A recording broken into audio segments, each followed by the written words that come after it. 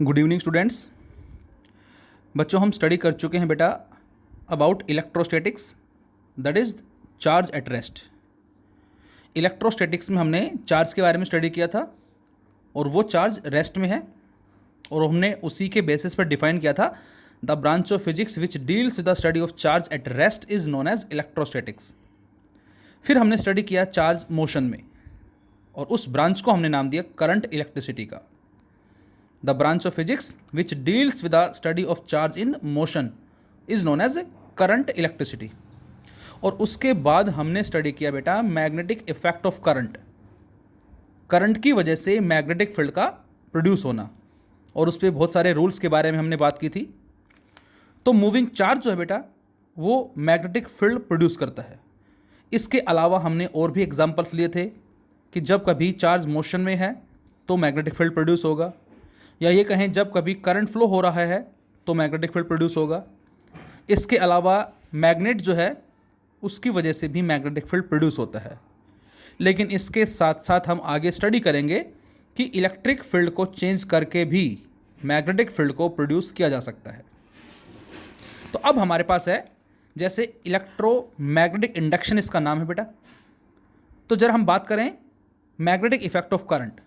उस magnetic effect of current में हमने करंट से मैग्नेटिक फील्ड को प्रोड्यूस किया। अब इसका उल्टा मतलब अब हम इस चैप्टर में स्टडी करेंगे कि जैसे करंट से मैग्नेटिक फील्ड प्रोड्यूस होता है तो क्या मैग्नेटिक फील्ड से करंट प्रोड्यूस होगा, और यही क्वेश्चन का आंसर हमें इस चैप्टर में मिलेगा।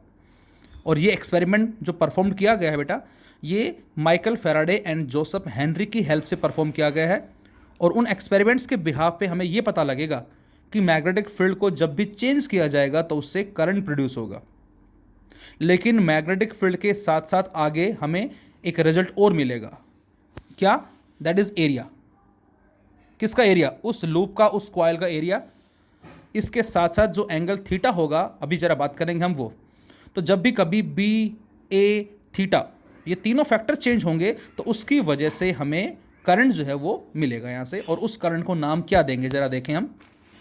सो we can say moving charge produces magnetic field, या ये कहें करंट की वजह से मैग्नेटिक फील्ड प्रोड्यूस होता है, जो हमने स्टडी किया है मैग्नेटिक इफेक्ट ऑफ करंट में। Now the question arise, can moving magnet produces an electric current. अब क्वेश्चन जो है माइंड में ये आया बेटा कि क्या मूविंग मैग्नेट जो है वो इलेक्ट्रिक करंट को प्रोड्यूस कर सकती है। तो इसका आंसर दिया यस, और ये जैसा मैंने बताया अभी आपको, Michael Faraday and Joseph Henry ने इसका आंसर दिया कि मैग्नेट को मूव करवा के भी हम इलेक्ट्रिक करंट को जनरेट कर सकते हैं। और उन्होंने इसके साथ साथ क्या बताया बेटा, they explain that bye changing magnetic field electric current can be produced. Magnetic field को चेंज करके इलेक्ट्रिक करंट को प्रोड्यूस किया जा सकता है। तो इसका मतलब करंट से फील्ड मिला, लेकिन नाउ इस चैप्टर में हम फील्ड से करंट को प्रोड्यूस करेंगे, और इसीलिए इस ब्रांच को नाम दिया गया है क्या? Electromagnetic induction. The phenomena of generating current oblique EMF, electro motive force which is not a force. एक तरह से पोटेंशियल डिफरेंस के रेस्पेक्ट में टर्म है हमारा, और ये भी हम बात कर चुके हैं कि पोटेंशियल डिफरेंस में और ईएमएफ में क्या डिफरेंस होगा करंट इलेक्ट्रिसिटी के अंदर बेटा। ये हमारे पास एक कंप्लीट सर्किट के लिए होती है, जबकि पोटेंशियल डिफरेंस किन्हीं भी 2 पॉइंट के लिए होता है। So the phenomena of generating current as well as EMF by changing magnetic field. यहाँ एक वर्ड यूज किया गया है चेंजिंग, इसके बारे में भी जरा बात करेंगे हम। तो जब कभी भी मैग्नेटिक फील्ड को चेंज किया जाएगा तो उसकी वजह से current as well as EMF produce होगी। एक चीज़ जो हमें याद रखनी है बेटा, ईएमएफ जो है वो हर केस में प्रोड्यूस होगी, जिसको हम इंड्यूस बोलेंगे, लेकिन करंट के लिए नेसेसरी कंडीशन है सर्किट का क्लोज्ड होना, क्योंकि करंट फ्लो तभी करता है जब सर्किट क्लोज्ड हो। ओपन सर्किट के कॉरस्पॉन्डिंग हम ईएमएफ बोल सकते हैं, जो कि टर्मिनल पोटेंशियल डिफरेंस के बराबर आया था हमारा। Bye changing magnetic field is called EMI. The EMF so developed is called induced EMF. यहाँ एक वर्ड यूज किया गया है बच्चों, दैट इज इंड्यूस्ड। इंड्यूस जो वर्ड है बेटा, इसका मीनिंग होता है विदाउट टचिंग, बिना टच किए। किसी एक सिस्टम को किसी दूसरे सिस्टम से टच किए बिना करंट को एज वेल एज ईएमएफ को प्रोड्यूस करना इज नोन एज इंड्यूस। तो इंड्यूस्ड ईएमएफ क्या होगी, मोशनल ईएमएफ क्या होगी, बैक ईएमएफ क्या होगी, ये सारे क्वेश्चंस के आंसर हमें इस चैप्टर में ही मिलेंगे और बड़ा ही इंटरेस्टिंग चैप्टर है बच्चों। If the conductor is in the form of close circuit, मैंने बताया कि जब कंडक्टर क्लोज सर्किट में होगा then a current flow in the circuit and which is known as induced current. तो इंड्यूस्ड करंट जो है उसके लिए नेसेसरी कंडीशन है कि सर्किट जो है हमारा वो क्लोज होना चाहिए। कहाँ बेटा हम इसको यूज करते हैं ईएमआई को, तो आंसर है there are so many applications like generator, dynamos, transformer, ये सारे हमारे इस इलेक्ट्रोमैग्नेटिक इंडक्शन के प्रिंसिपल पे ही वर्क करते हैं। आपने देखा होगा कि जो सप्लाई हमारे पास आ रही है 11,000 वोल्ट और हमारे घरों में जो सप्लाई आ रही है 220 वोल्ट, तो वहाँ किस तरह से उस वोल्टेज को जो कि हाई वोल्टेज है उसको लो में कन्वर्ट किया गया है, तो वहाँ हम स्टडी करेंगे step down transformer. Generating station पे 6600 वोल्ट, उसको कन्वर्ट किया जाता है 1,32,000 वोल्ट के अंदर, उससे 11,000 वोल्ट और उसके बाद 220 वोल्ट। तो ये भी हमने बात की थी करंट इलेक्ट्रिसिटी में कि हाई वोल्टेज लेने से बेनिफिट क्या होता है कि जो एनर्जी का जो लॉस होता है बेटा वो कम होता है। तो ये सारी इसकी एप्लीकेशंस हैं, ये भी हम स्टडी करेंगे। एसी जनरेटर हमारा, जो कि जनरेटर नाम जरूर है, जनरेट नहीं करता लेकिन ये कन्वर्ट करता है किसको, मैकेनिकल एनर्जी को इलेक्ट्रिक एनर्जी में कन्वर्ट करेगा। तो ये भी हमारा इसी इलेक्ट्रोमैग्नेटिक इंडक्शन के कॉन्सेप्ट पे वर्क करता है। तो बच्चों सीधी सीधी बात ये है कि बेटा इस चैप्टर में हम मैग्नेटिक फील्ड की वजह से इलेक्ट्रिक करंट को जनरेट करेंगे, लेकिन मैग्नेटिक फील्ड के साथ साथ ये जो डेफिनेशन मैंने लिखी है क्या, the phenomena of generating current by changing magnetic field, लेकिन इसी डेफिनेशन को आगे चेंज करके हम क्या लिखेंगे, the phenomena of generating current as well as EMF by changing magnetic flux word use करूंगा बच्चों में। मैग्नेटिक फ्लक्स अब ये क्या होता है, क्योंकि स्टार्टिंग में जो एक्सपेरिमेंट हुआ वो फील्ड के बिहाफ पे हुआ, लेकिन जैसे जैसे आगे प्रोसेस चलता गया तो मैग्नेटिक फील्ड के साथ साथ मैंने बताया एरिया चेंज करने से भी करंट मिलेगा और एंगल थीटा जो है उसको चेंज करने से भी हमें करंट मिलेगा।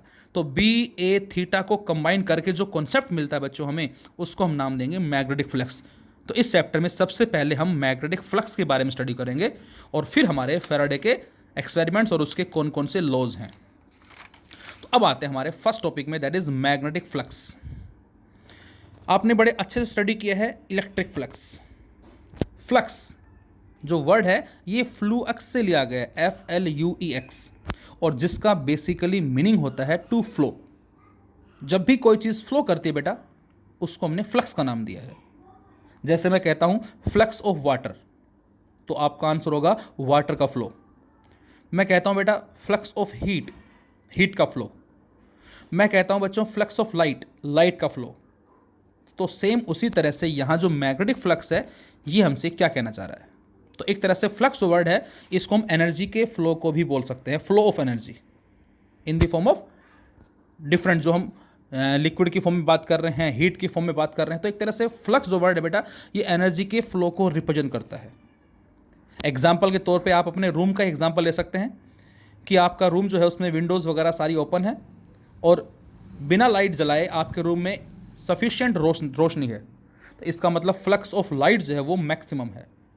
लेकिन जैसे ही बच्चों आप अपने रूम के विंडोज़ को, गेट को क्लोज कर देते हैं और विंडोज़ पे कर्टेंस को भी लगा देते हैं, तो अब रूम में अंधेरा हो गया है, डार्कनेस आ गई है। इसका मतलब क्या है, फ्लक्स ऑफ लाइट डिक्रीज हो गया है बच्चों।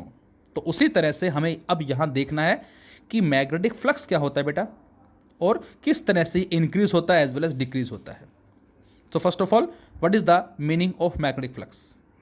सो द मैग्नेटिक फ्लक्स फाई, जिसको फाई सिंबल से रिप्रेजेंट किया है, through any surface held in a magnetic field, कोई सरफेस जिसको मैग्नेटिक फील्ड में रखा गया है, इज मेजर्ड बाय, तो फ्लक्स जो हम मेजर करेंगे उसके कॉरस्पॉन्डिंग कैसे मेजर करेंगे, the total number of magnetic lines of force crossing the surface. क्या मतलब इसका, किसी भी सरफेस को हमने किसी मैग्नेटिक फील्ड में लोकेट कर दिया, मे बी यूनिफॉर्म फील्ड है या नॉन यूनिफॉर्म फील्ड है। फिलहाल हम यहाँ जो बात कर रहे हैं बेटा वो यूनिफॉर्म के रिस्पेक्ट में कर रहे हैं, अदरवाइज नॉन यूनिफॉर्म भी हो सकता है।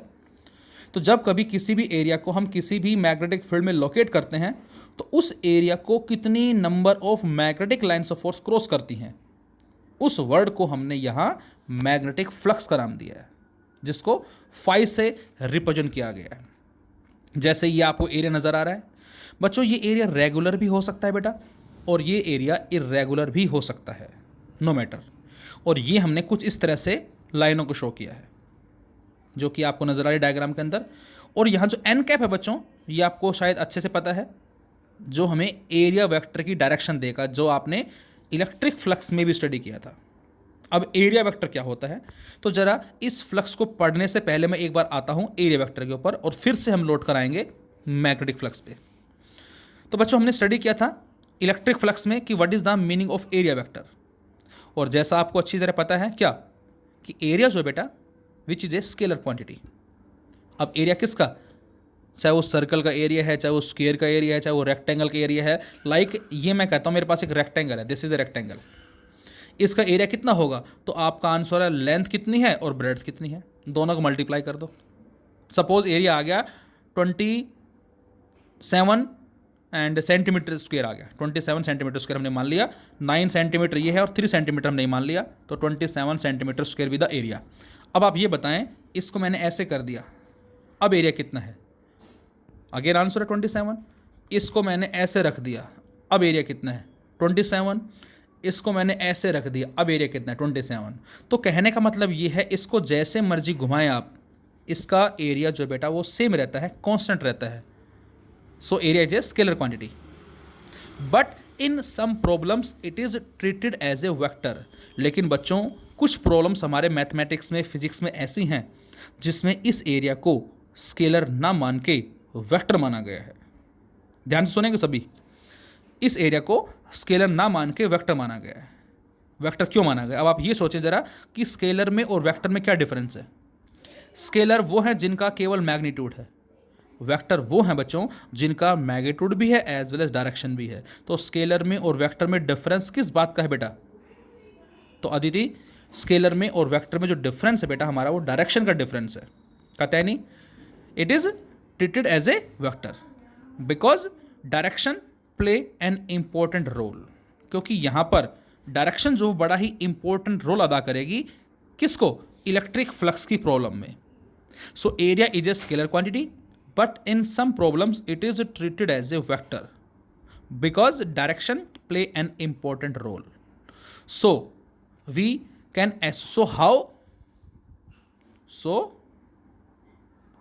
how we can associate area to the vector. तो किस तरह से हम इस एरिया को वेक्टर से एसोसिएट कर सकते हैं, जोड़ सकते हैं बच्चों। उस टर्म को ही बेटा हमने क्या नाम दिया है, तो आंसर एरिया वेक्टर। पहल, कृतिका, कोमल, खुशी प्रॉपरली सभी सुनेंगे इसको। So how we can associate area to the vector denotes the area vector. तो किस तरह से हम इस एरिया को वेक्टर से एसोसिएट कर सकते हैं, उस टर्म को ही बच्चों हमने एरिया वेक्टर का नाम दिया। अब आपको पता है क्या कि जो वेक्टर है वो बराबर किसके, that is magnitude into direction. तो जो एरिया वेक्टर है बच्चों, उसको या तो हम ए वेक्टर से रिप्रेजेंट करेंगे, किसके लिए, रेगुलर एरिया के लिए। यदि हमारे पास कोई एक रेगुलर एरिया दे रखा है तो, और यदि हमें रेगुलर गिवन नहीं है तो उस केस में इरेगुलर दे रखा है या कोई भी स्मॉल एरिया लेंगे बच्चों, तो उस केस में एरिया वेक्टर को हम ds वेक्टर से रिप्रेजेंट करेंगे। मीनिंग सेम है दोनों का, कोई डिफरेंस नहीं है। ये कैपिटल A जस्ट मैंने यूज़ किया है रेगुलर सरफेस के लिए और ds मैंने यूज़ किया है इरेगुलर के लिए। रिजल्ट दोनों से लगभग सेम मिलता है हमें आफ्टर इंटीग्रेशन, बात करेंगे अभी। तो area vector A which is equal to magnitude into direction. ये एन कैप क्या है बेटा, ये एन कैप हमें एरिया वेक्टर की डायरेक्शन देगा, या इस मैग्नीट्यूड को हम सिंपल ए से भी लिख सकते हैं। तो एरिया वेक्टर जो है उसको ए इंटू एन कैप लिखूँ, या D S vector again area vector, इसको D S into N cap लिखूँ मैं, दोनों बातों का मीनिंग सेम होगा। अब जो मेन जो बात हमें ध्यान रखनी है, ये क्या है बेटा, एन कैप। ये एन कैप हमें क्या देगा, डायरेक्शन देगा। किसकी डायरेक्शन देगा, एरिया वेक्टर की। और एरिया वेक्टर की डायरेक्शन हमें कैसे पता लगेगी बच्चों, तो आंसर है which normal to the surface gives the direction of area vector. किसी भी सरफेस के एग्जैक्ट परपेंडिकुलर आउटवर्ड जो नॉर्मल हम ड्रॉ करेंगे, which gives us the direction of area vector. जैसे मैं कहता हूँ ये सरफेस है, इसका बताओ एरिया वेक्टर क्या होगा, तो आपका आंसर होगा ये, इस तरह से एग्जैक्टली आउटवर्ड नॉर्मल। मैं कहता हूँ बच्चों इस फेस का बताओ, तो आपका आंसर होगा ये, इस तरफ। मतलब इसमें आपको 6 फेस नज़र आ रहे हैं। मैं कहता हूँ इस फेस का बताओ एरिया वेक्टर क्या होगा, तो आंसर इस तरफ होगा। इस फेस का इस तरफ होगा, इस फेस का इस तरफ होगा, इस फेस का इस तरफ होगा, एग्जैक्टली उसके परपेंडिकुलर जो हम लाइन ड्रॉ करेंगे, जिसको हमने आउटवर्ड नॉर्मल का नाम दिया बच्चों, that gives us the direction of area vector. तो इस डायग्राम में ये कुछ ऐसे रखा गया है, ध्यान से देखेंगे सभी, इस डायग्राम में कुछ ऐसे रखा गया। और अच्छे से समझने के लिए हमने फिर से रेक्टेंगल लिया, ये रेक्टेंगल हमने मान लिया बच्चों इस तरह से, ये रेक्टेंगल है। और ये माने जरा, यदि ये रेक्टेंगल है तो ये मेरी जो उंगलियां हैं, इन उंगलियों को आप माने ये मैग्नेटिक लाइन्स ऑफ फोर्स हैं, these are the magnetic lines of force and this is the area say rectangle. और जब ये लाइनें इस रेक्टेंगल को क्रॉस करेंगी तो उसको हम क्या बोलेंगे, अभी मैंने बताया आपको, उसको हम बोलेंगे दैट इज मैग्नेटिक फ्लक्स। जब कभी भी जितनी ज़्यादा लाइनें क्रॉस करेंगी किसी भी एरिया को, उतना फ्लक्स ज़्यादा होगा, जितनी कम लाइनें क्रॉस करेंगे उतना फ्लक्स क्या होगा, कम होगा। यहाँ पर एक लाइन है, यहाँ दो, यहाँ तीन, यहाँ चार और यहाँ पाँच, ऐसे मान लेते हैं हम। तो ये हमारी मैग्नेटिक लाइन्स ऑफ फोर्स हमने एज्यूम कर लिया, और ये इस रेक्टेंगल को क्रॉस कर रही हैं, तो यहाँ पर फ्लक्स क्या है, ज़्यादा है, एक चीज़। अब यदि मैं इस रेक्टेंगल को घुमा के ऐसे कर दूं बच्चों, कुछ इस तरह से, और वही सेम उंगलियों को मैंने ऐसे रखा, तो इस बार क्या हुआ, इस बार इसमें से नेग्लिजिबल या ये कहें एक लाइन ही पास हो पा रही है और नहीं हो पा रही, तो फ्लक्स क्या हो गया, घट गया, कम हो गया। फिर से रिपीट करता हूँ मैं बात को, जब इसको ऐसे रखते हैं बेटा तो सारी की सारी लाइनें इसको क्रॉस करती हैं, ज़्यादा लाइनें क्रॉस करने का मतलब ज़्यादा फ्लक्स। और जब इसको मैं ऐसे करता हूँ तो इस केस में इसमें से कम लाइनें पास हो रही हैं, कम फ्लक्स होगा। जबकि दोनों केस में फील्ड लाइनें भी सेम हैं और जो रेक्टेंगल का एरिया है बेटा वो भी सेम है, लेकिन एरिया फील्ड लाइन के साथ साथ हमने क्या चेंज कर दिया, हमने जब ऐसे रखा तो फ्लक्स मैक्सिमम था, और जब इसको घुमा के 90 डिग्री ऐसे कर दिया, ध्यान से देखें, मैंने इसको एग्जैक्टली 90 डिग्री से घुमा दिया, 90 डिग्री से घुमाते ही फ्लक्स मिनिमम हो गया। इसका मतलब थीटा 0 से 90 की तरफ जब वेरी करेगा, पहुंचेगा, तो उससे मैग्नेटिक फ्लक्स क्या होगा बच्चों, डिक्रीज होगा, घट रहा है। ध्यान से सुने मेरी बात को, फिर रिपीट करता हूं मैं। जब थीटा की वैल्यू सपोज 0 से मैंने 90 डिग्री कर दी, तो उस केस में मैग्नेटिक फ्लक्स क्या हुआ, डिक्रीज हो गया। अब आप ये सोचे जरा कि जब थीटा को 0 से 90 डिग्री करेंगे, फ्लक्स घट रहा है, तो साइन या कोस में से क्या पैरामीटर लें जिससे ये पता लगे कि फ्लक्स घट रहा है। यदि हम साइन की बात करें तो जैसे 0 से 90 की तरफ अप्रोच करते हैं तो साइन थीटा की वैल्यू लगातार बढ़ती है, जबकि फ्लक्स तो घट रहा है, तो इसका मतलब फ्लक्स साइन थीटा पे तो डिपेंड नहीं करेगा, तो किस पे डिपेंड करेगा। अब जरा सोचे कोस थीटा की वैल्यू, कोस थीटा की वैल्यू जब 0 से 90 की तरफ अप्रोच करती है तो कोस थीटा घटता है और फ्लक्स भी घट रहा है। इसका मतलब क्या हुआ, जरूर फ्लक्स जो है वो कोसाइन एंगल पे डिपेंड कर रहा है, ना कि साइन एंगल के ऊपर।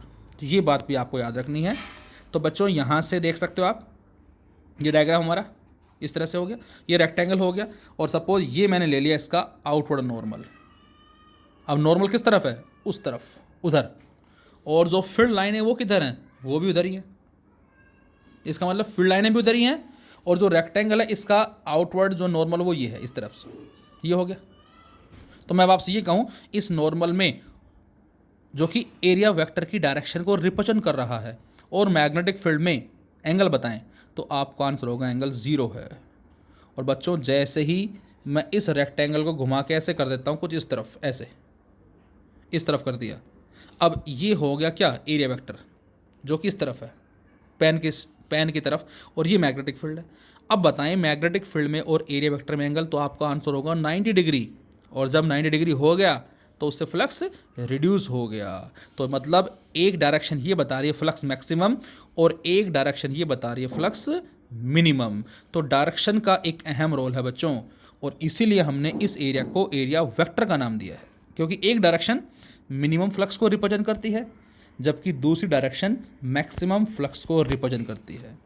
सो finally we can say this magnetic flux depends upon the field strength. जितनी ज़्यादा लाइनें क्रॉस करेंगी उतना फ्लक्स ज़्यादा होगा। सेकंड, उसका एरिया, कितना एरिया, जितना एरिया कम होगा तो कम में से पास होंगी, जितना एरिया ज़्यादा होगा ज़्यादा में से पास होंगी। तो सेकंड जो है फ्लक्स डिपेंड किस पे करेगा, एरिया पे।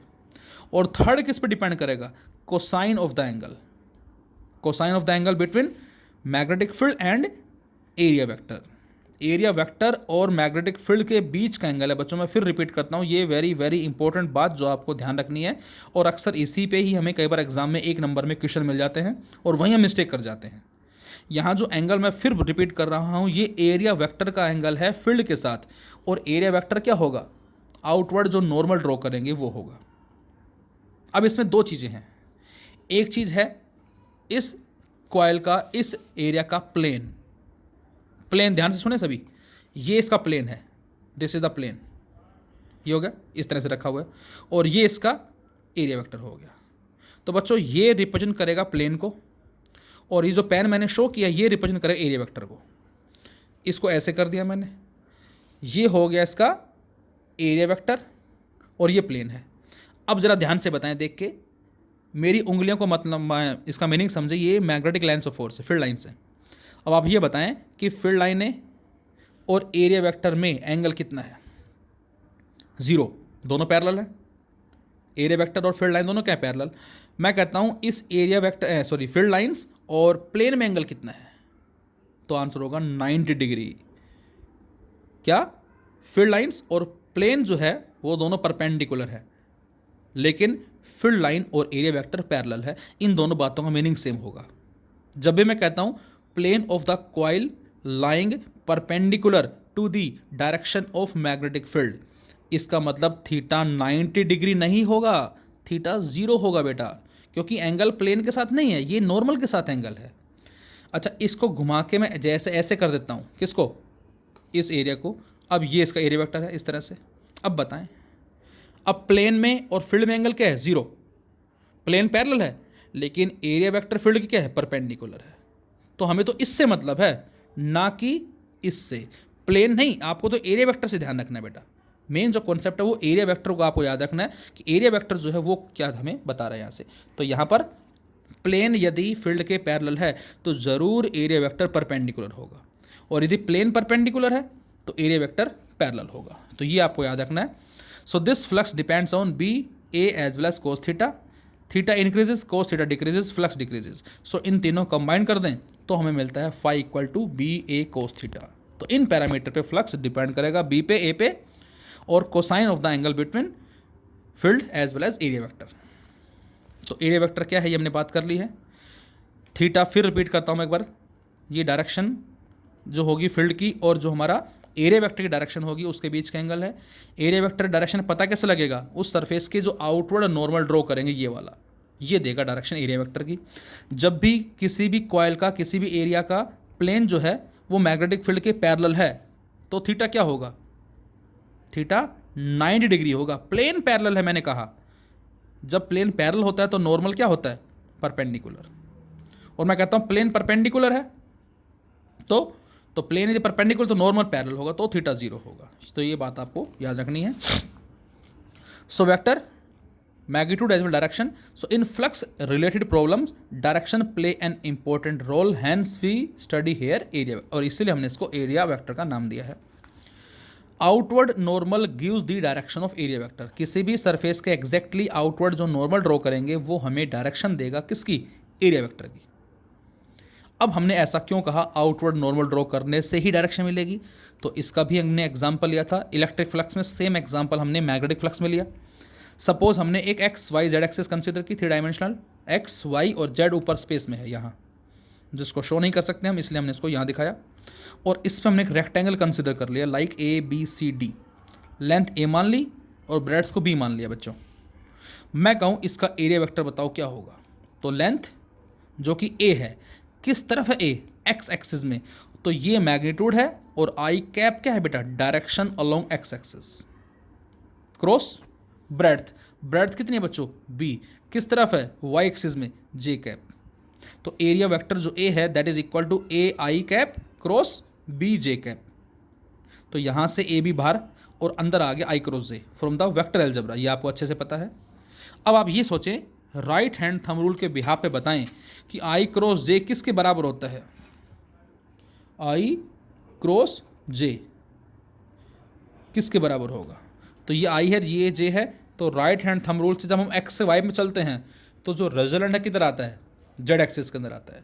तो जहाँ भी हमें बच्चों आई क्रॉस जे मिलता है बेटा, उसको हम के कैप से रिप्लेस कर देते हैं।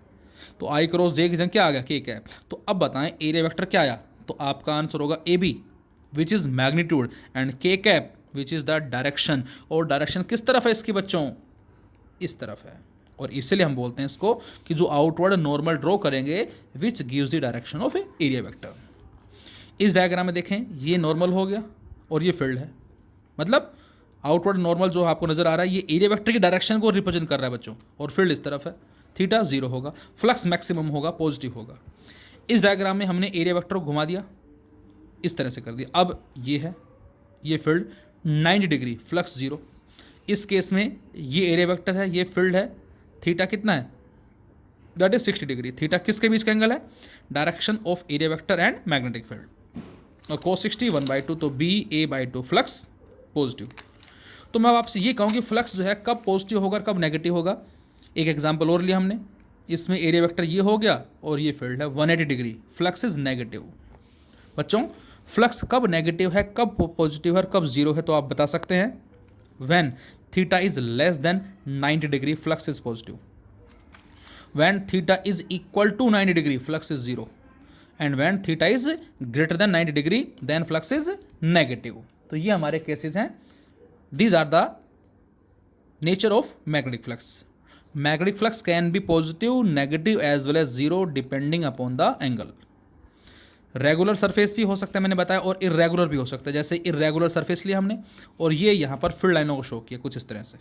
आप ध्यान से देखें, इरेगुलर है तो हमने एक थोड़ा सा एरिया ये लिया, एक एरिया ये मान लिया, एक ये मान लिया और एक ये मान लिया।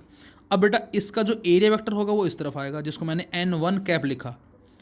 इसका एरिया वेक्टर इधर आ जाएगा N2 कैप, इसका जो एरिया वेक्टर होगा इधर आएगा N3 कैप, और इसका एरिया वेक्टर इधर आ जाएगा N4 कैप। अब जरा सभी जगह चेक करें एंगल, ये फील्ड लाइनें ऐसे हैं, एरिया वेक्टर ऐसे है, exactly anti parallel, theta 180 degree, और जब थीटा 180 है तो फ्लक्स नेगेटिव।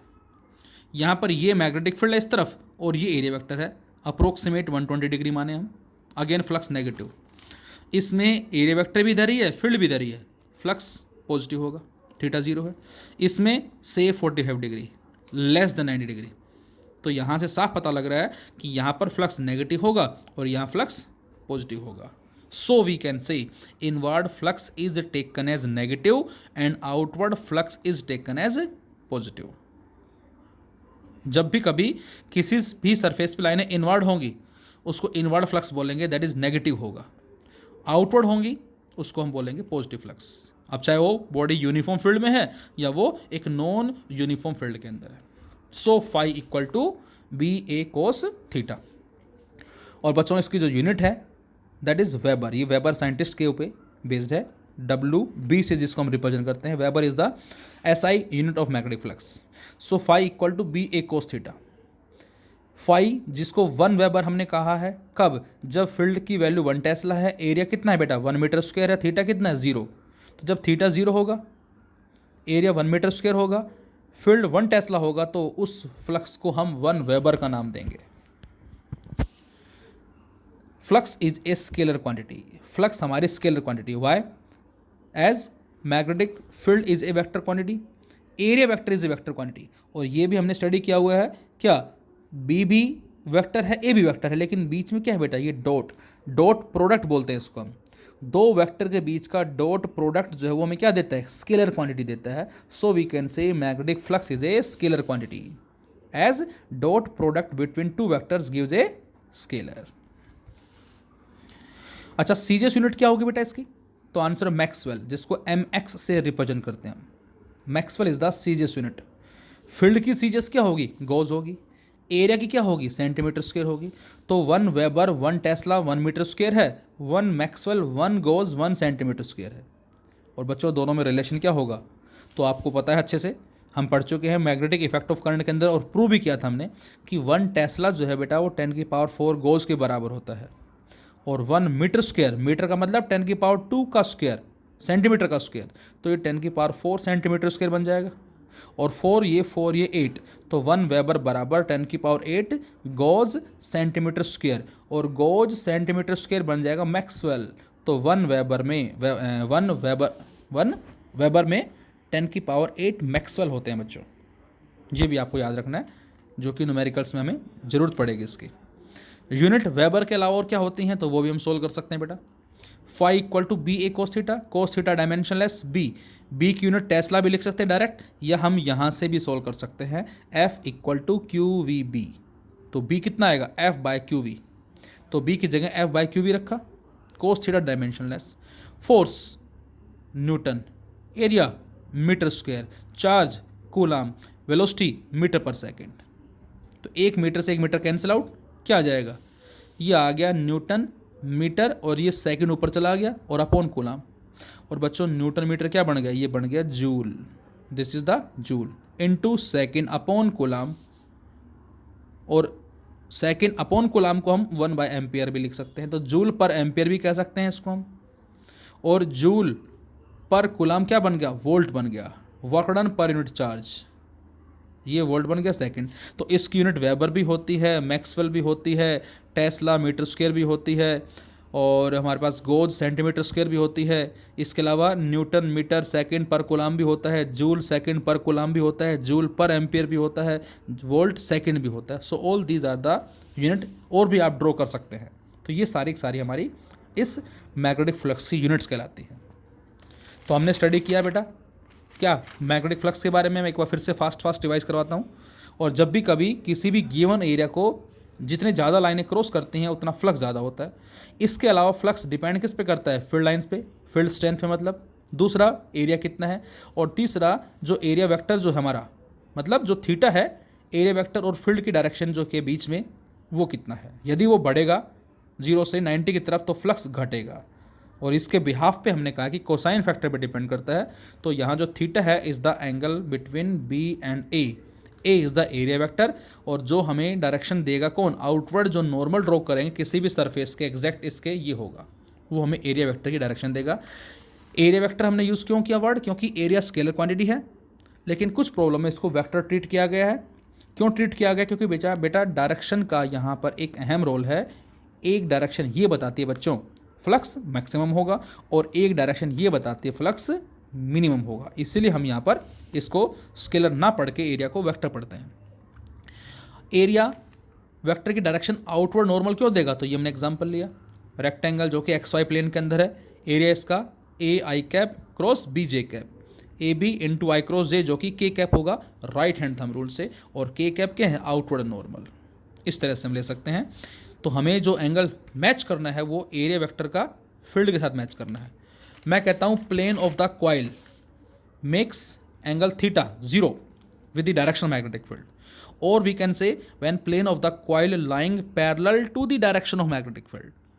प्लेन कॉइल का फील्ड के पैरेलल है, इसका मतलब जो नॉर्मल होगा फील्ड के परपेंडिकुलर होगा, ध्यान रहे। तो प्लेन पैरेलल का मतलब थीटा 0 नहीं 90 डिग्री लेना है, और प्लेन परपेंडिकुलर का मतलब प्लेन हमारा परपेंडिकुलर जो आपको नज़र आ रहा है इसके अंदर, तो उस केस में जो नॉर्मल होगा ये ऐसे प्लेन, ये प्लेन ऐसे है, इसमें प्लेन ऐसे रखा गया है, इसमें प्लेन कुछ तिरछा रखा गया है। तो प्लेन का ध्यान रखना आपको। अच्छा, यदि आप ये कहें कि plane of the coil makes an angle 60 degree with the direction of magnetic field, अब बताएं प्लेन जो है वो फील्ड के साथ 60 डिग्री एंगल बना रहा है, ये नहीं प्लेन का कहा मैंने। यदि प्लेन 60 डिग्री बनाएगा, क्योंकि प्लेन और नॉर्मल हमेशा परपेंडिकुलर होते हैं, ये बात ध्यान रहे आपको। प्लेन और फील्ड दोनों क्या होते हैं बच्चों, जैसे मैं कहता हूँ ये हमारा प्लेन हो गया, इस तरह से कुछ ये प्लेन हो गया, और ये हमने मान लिया इसका क्या है, एरिया वेक्टर, ये दोनों परपेंडिकुलर है। और बच्चों ये मैग्नेटिक फील्ड दे दिया आपको इस तरह से B, और क्वेश्चन के अकॉर्डिंग 60 डिग्री एंगल आपको ये दे दिया।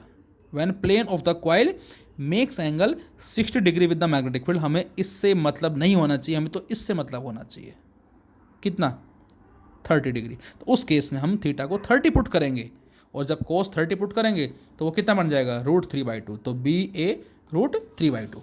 तो इस तरह से हम स्टडी करेंगे। Inward flux negative, outward flux is positive.